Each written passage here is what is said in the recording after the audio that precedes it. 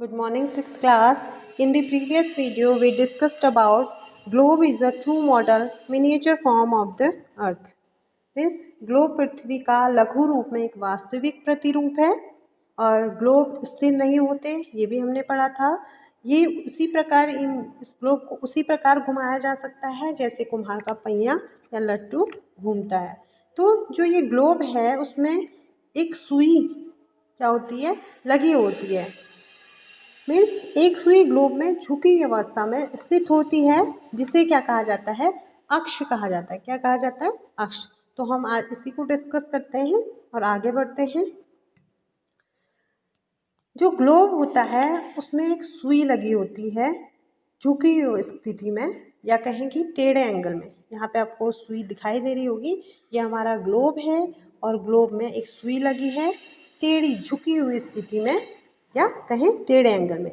अगर हम ग्लोब को ध्यान से देखें तो ग्लोब थोड़ा टेढ़ा होता है। आप इसको ध्यान से देखिए, आपको टेढ़ा दिखाई दे रहा होगा।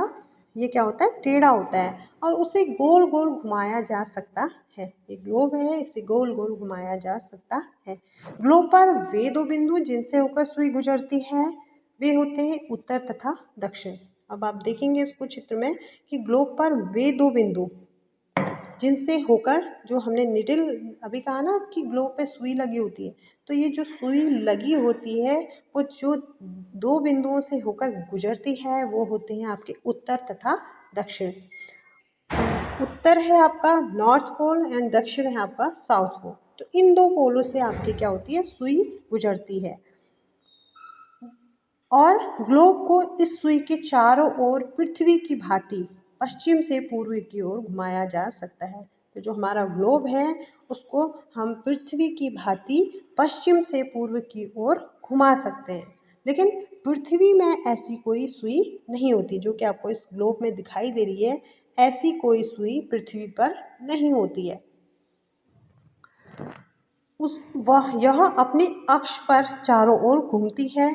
जो एक काल्पनिक रेखा है, जो पृथ्वी है वो अपने अक्ष पर घूमती है, और जो एक काल्पनिक रेखा है, जो हमने ये निडल की बात की है, ये क्या है, एक हमारे लिए काल्पनिक रेखा है।